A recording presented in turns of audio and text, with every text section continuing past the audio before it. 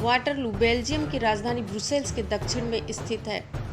इस संग्राम का विशेष महत्व इसलिए है कि जिस नेपोलियन का लगभग समस्त यूरोप पर अधिकार हो गया था, उसे इस संग्राम में अपनी ही भूल के कारण पराजित होना पड़ा। यह प्रसिद्ध संग्राम महान सेनानायक नेपोलियन तथा अंग्रेज सेनानायक वेलिंगटन के मध्य 18 जून 1815 ईस्वी को लड़ा गया। जिस महान योद्धा के नाम से अनेक सेनापति भयभीत हो जाते थे, आखिर उसे ही इस संग्राम में पराजय स्वीकार करनी पड़ी। यह उसके जीवन का अंतिम अभियान था। इस संग्राम में पराजित होने के पश्चात वह फिर कभी नहीं उठ सका।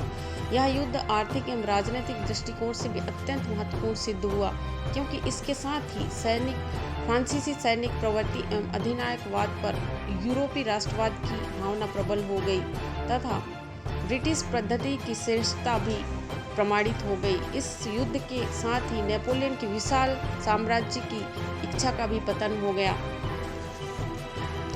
जिस समय संघर्ष आरंभ होना था, उस समय वेलिंगटन की सेना की स्थिति तथा नेपोलियन की सेना की स्थिति इस प्रकार से थी। वेलिंगटन ने सबसे पहले अपनी पैदल सेना को लगा रखा था तथा दोनों पार्श्व व पृष्ठ भाग में अपनी अश्वारोही सेना को तैनात किया था। दूसरी ओर नेपोलियन ने अपनी सेना के अग्रभाग में तोपों को तैनात किया। उसके पीछे पैदल सेना व उसके दाएं व बाएं पार्श्व के साथ पृष्ठ भाग में भी अश्वारोही सेना को तैनात किया। वेलिंगटन की प्रथम रक्षा पंक्ति पहाड़ी के पीछे की ओर सुरक्षित थी। 18 जून को प्रातः 11:30 पर नेपोलियन की तोपों के फायर से संग्राम शुरू हो गया। नेपोलियन की योजना के अनुसार होमोमांट पर शत्रु की सेना के सामने मात्र प्रदर्शन करना था, परंतु उसी दौरान उसकी सेना ने अधिकार करने का प्रयत्न आरंभ कर दिया, जिससे युद्ध की स्थिति ही उलट गई। जब नेपोलियन ने वेलिंगटन के मध्य भाग पर आक्रमण करने का निश्चय किया, किंतु उसे दाहिने पार्श्व से पर्शियन सेना के आने का समाचार मिला, तो उसने इस परिस्थिति का सामना करने के लिए अपने सेनापति ग्राउची को बुलवाया तथा अपनी एक टुकड़ी दाएं पार्श्व की सुरक्षा के लिए लगा दी। अपने सेनापति ने को भी परंतु तुरंत आक्रमण का आदेश दिया, परंतु दोषपूर्ण समर्थन के कारण फ्रांसीसी सेना डी एरलान ने भी अपनी सेना को पहाड़ियों के आगे बढ़ाया, परंतु चढ़ाई के कारण गति धीमी हो गई, अतः उसे भी मार खाकर पीछे हटना पड़ा।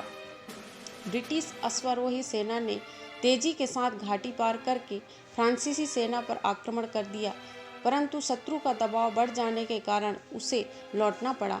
वेलिंगटन की सेना काफ़ी आगे बढ़ गई थी, तब उसे काफ़ी हानि उठानी पड़ी। लगभग 3 बजे शाम जब युद्ध थम गया तो दोनों ही पक्षों की हालत दयनीय थी। जब नेपोलियन को यह समाचार मिला कि ग्राउची उसकी सहायता के लिए नहीं आ सकता, तो उसने युद्ध को रोकने का निश्चय किया। उधर वेलिंगटन के लगभग 2500 अश्वारोही सैनिक मारे गए तथा ब्लूसर के एडवांस गार्ड भी अभी तक नहीं पहुंच पाए थे। नेपोलियन का इरादा यह था कि ब्लूसर की सहायता के पूर्व ही वेलिंगटन पर जोरदार आक्रमण कर दिया जाए, जिसके लिए उसने अपनी व्यवस्था शुरू कर दी तथा इसी के साथ भीषण गोलाबारी भी आरंभ कर दी। फ्रांसीसी सेनापति ने बिना नेपोलियन की आज्ञा के ही बाएं पार्श्व पर अश्वारोही सेना द्वारा आक्रमण कर दिया तथा जोर में आकर वेलिंगटन के तोपखाने पर भी अधिकार कर लिया, परंतु उसके तोपखाने को नष्ट न करके पैदल सेना पर आक्रमण कर दिया। इस आक्रमण के जवाब में वेलिंगटन की अश्वारोही सेना ने फ्रांसीसी सेना को पीछे खदेड़ दिया तथा अपनी तोपों पर पुनः अधिकार करके उस पर फायर कर दिया। इस दौरान ने की सेना ने पुनः वेलिंगटन की सेना पर अधिकार करने का प्रयास किया, परंतु पैदल व अश्वारोही सेना तथा तोपखाने का एक साथ उपयोग न होने के कारण वह आगे नहीं बढ़ पाया। नेपोलियन ने पैदल सेना को जब आगे बढ़ाया तो उसे भी बुरी तरह पराजित होना पड़ा। इस दौरान नेपोलियन अपनी सेना का उत्साह बढ़ाने के लिए चारों ओर घूम रहा था। उसने इसी समय सेनापति ने को ला हाये सेंटे पर अधिकार करने का आदेश दे दिया। इस कार्यवाही में सेनापति ने को सफलता भी मिल गई, परंतु उसके सैनिक बुरी तरीके से थक चुके थे। इसी कारण उसने नेपोलियन से तुरंत सहायता लेने का अनुरोध किया, परंतु दुर्भाग्यवश नेपोलियन सहायता नहीं दे सका। यदि ने को नेपोलियन की सहायता मिल जाती तो निश्चय ही वेलिंगटन पराजित हो जाता। निश्चित ही स्थिति की गंभीरता का अध्ययन करके वेलिंगटन ने स्वयं इस नाजुक मोर्चे को आकर संभाला, जो नेपोलियन के लिए अत्यंत हानिकारक सिद्ध हुआ। यही नेपोलियन की दूसरी भारी भूल सिद्ध हुई। नेपोलियन की स्थिति भी अत्यंत दयनीय थी। उसे दाहिने तथा पीछे दोनों ओर से शत्रु के आने का भय बना हुआ था। इसी कारण वह अपने सेनापति ने को उस समय सहायता नहीं दे सका था।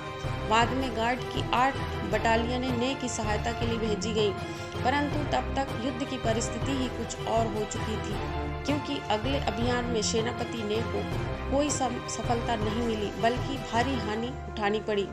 जिस समय फ्रांसीसी सेना का वेलिंगटन पर अंतिम आक्रमण होने वाला था, उसी समय वेलिंगटन को सेना सहायता प्राप्त हो गई थी, जिससे उसने फ्रांसीसी दलों को खदेड़ दिया। वेलिंगटन ने शत्रु को अस्त व्यस्त देखा तो अपनी सेना को अंतिम आक्रमण का संकेत दे दिया तथा अपनी लगभग समस्त अश्वारोही सेना के साथ शत्रु पर टूट पड़ा। परिणाम स्वरूप नेपोलियन की सेना को पराजित होना पड़ा। सैनिक पीछे की ओर भागने लगे, परंतु मित्र राष्ट्रों ने नेपोलियन तथा उसकी सेना को भागने नहीं दिया। 15 जुलाई 1815 ईस्वी को एक ब्रिटिश नौसेनापति के समक्ष नेपोलियन ने आत्मसमर्पण कर दिया। अंग्रेजों ने नेपोलियन को सेंट हेलेना द्वीप पर 3 सैनिक अधिकारी, 1 चिकित्सक तथा 12 सेवकों के साथ बंदी के रूप में रखा, जहां लंबी बीमारी के कारण 15 मई 1821 को उसकी मृत्यु हो गई।